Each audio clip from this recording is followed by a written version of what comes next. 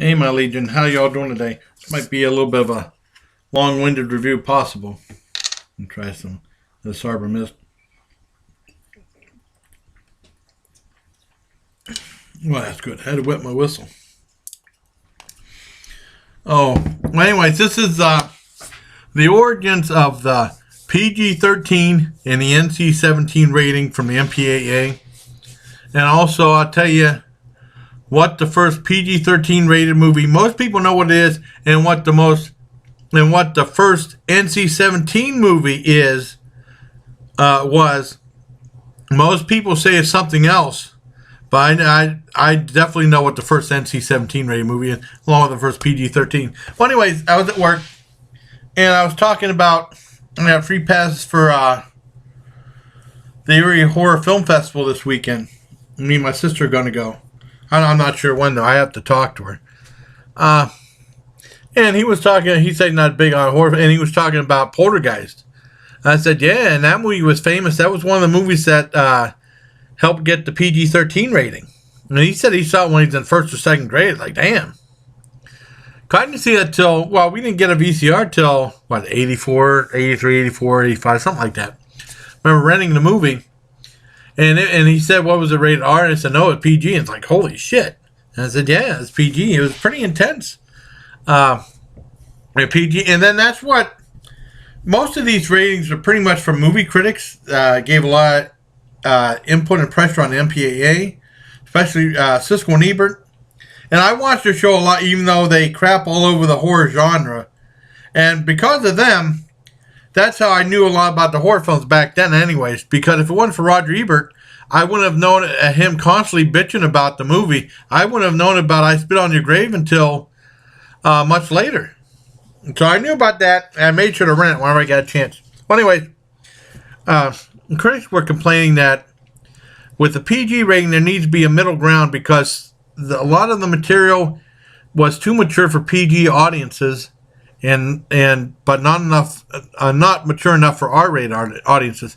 And there's been lots of examples, especially Poltergeist, Indiana Jones, both Raiders of the Lost Ark and Indiana Jones, where the face melting, and also Indiana Jones and the Temple of Doom. There's a part where a guy gets his heart ripped out of his chest.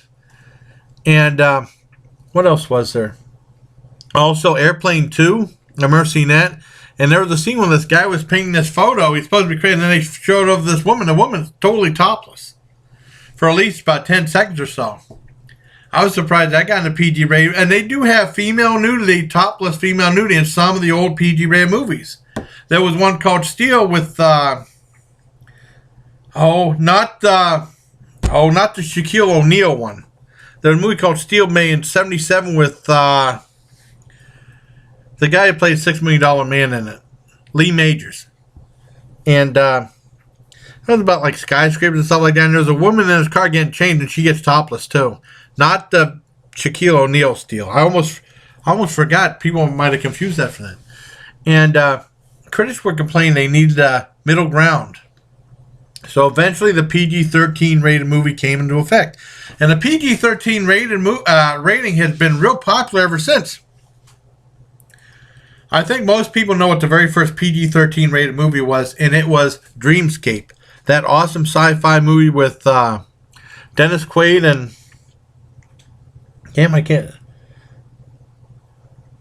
remember the name. Diane Cannon was in it, or I almost said Christy Cannon, but that's a porn star. Well, anyways, that's the origin of the PG-13 rated movie. Now, the origin of the NC-17 rated movie is different because that's a movie that's too intense for R rating, but in the middle ground between that and an X. And the X rating was taken. I mean, there used to be like mainstream movies that got X ratings. I remember Clockwork Orange was originally rated X. That crappy Russ Myers movie that Roger Ebert wrote the screenplay for was rated X. Beyond the Valley of the Dolls or something like that. If I'm going to say it's one of those. Rated X. Like I said, Midnight Cowboy was rated X. Last Tango in Paris was rated X. The first X-rated cartoon Fritz the Cat was rated X. And then they went back and the MPA re-rated some of these movies. And I saw Midnight. They gave Midnight Cowboy an NC-17. I finally saw that on cable because they won't show an X-rated movie on cable. At least that's what I was told. They still gave Last Tango in Paris an X rating. I don't know if they bothered to re-rate Fritz the Cat because it's claimed to fame being the first X-rated cartoon. I can't remember about Clockwork Orange, but they must have re-rated that R or something. I can't remember. Or they eventually rated R. And after that, pretty much the porno industry took over the X rating because, remember, Deep Throat was rated X. And then they had like the mainstream porno movies like Devil Miss Jones, Behind the Green Door, Debbie Does Dallas. Those are like the mainstream X-rated movies. And then they're all porno, but they got mainstream things. And then, it just went back to the back alleys and the grindhouse and the stuff like that. And the specially made drive-ins. Hey, Maggie, how you doing? Well, anyways, the MPAA a lot of times were threatening movies, especially the horror film genre, like the Friday the 13th movies with cut down the gore. We're going to give you an X rating. And right now, the X rating was like death at the box office.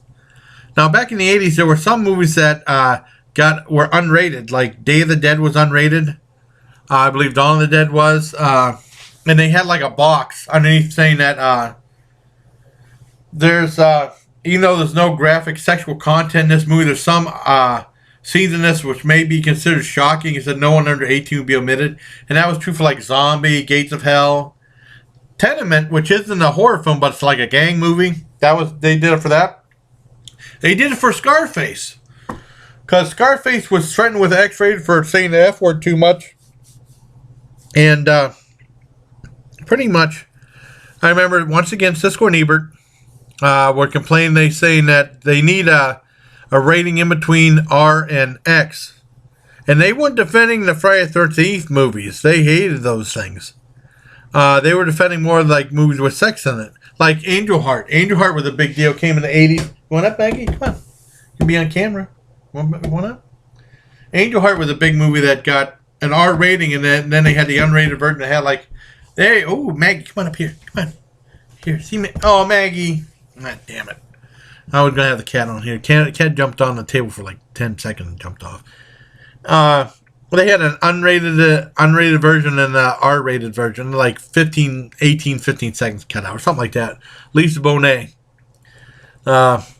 And they were saying that they needed a big thing between R and X, and they were thinking of an A rating for adult. And this happened when I was in the Army. They were complaining about that. And finally, they came up with an NC-17 rating.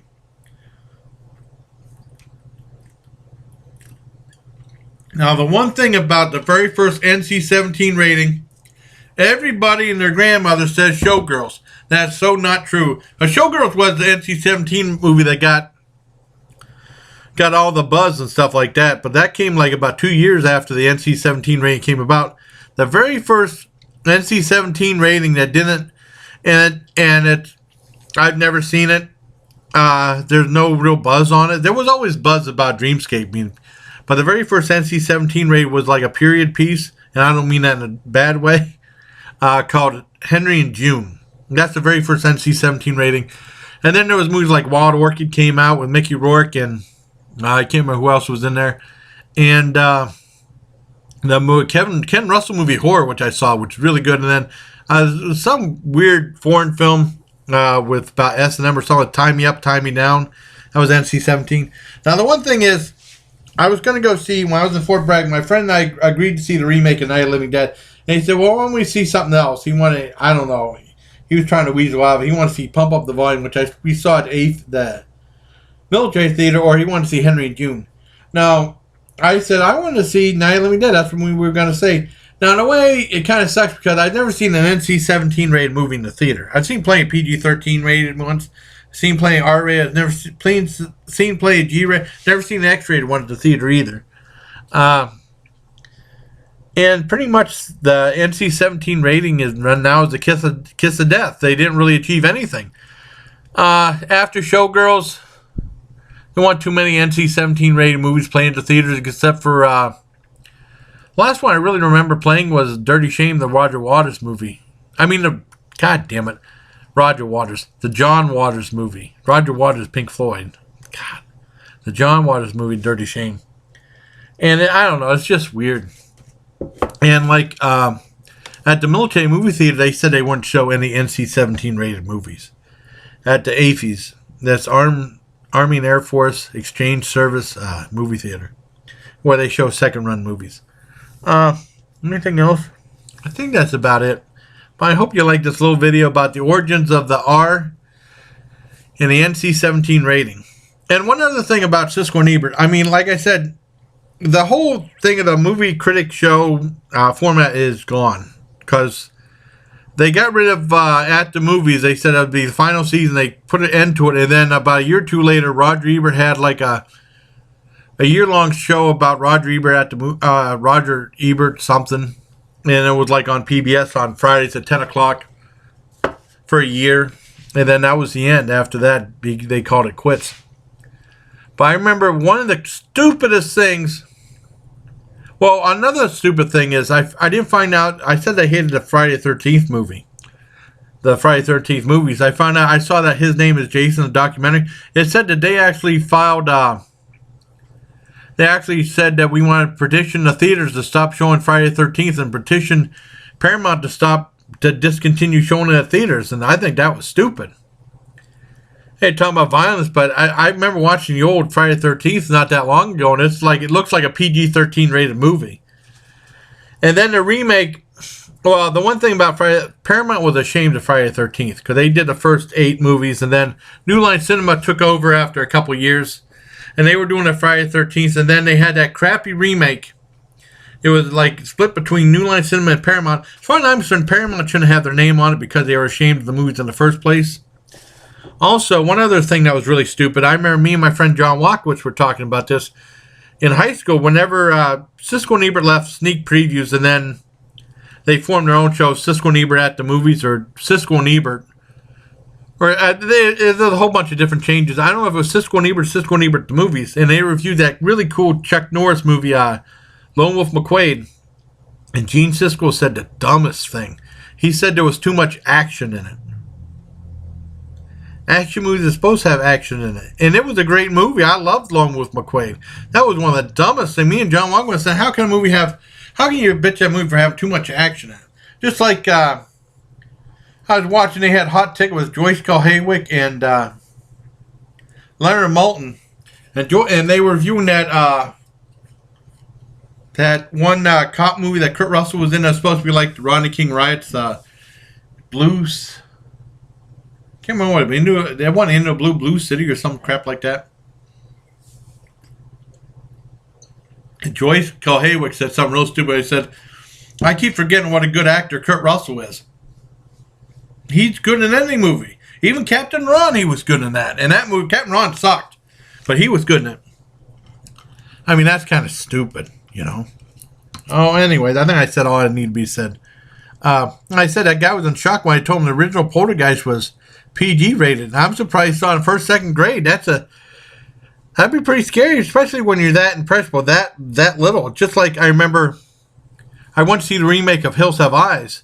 And the parents took like a little 5-6-year-old boy in to see that movie. And that's not for little kids. That really shocked me. Anyways. Oh, and then we went to see Blade. My dad and I, back when my dad and I used to watch movies like every week, we both went to see Blade, that cool Wesley Snipes vampire movie.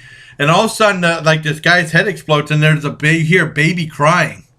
And this woman runs out of the theater with her baby. You don't bring a baby to see a movie like that. What's wrong with these people?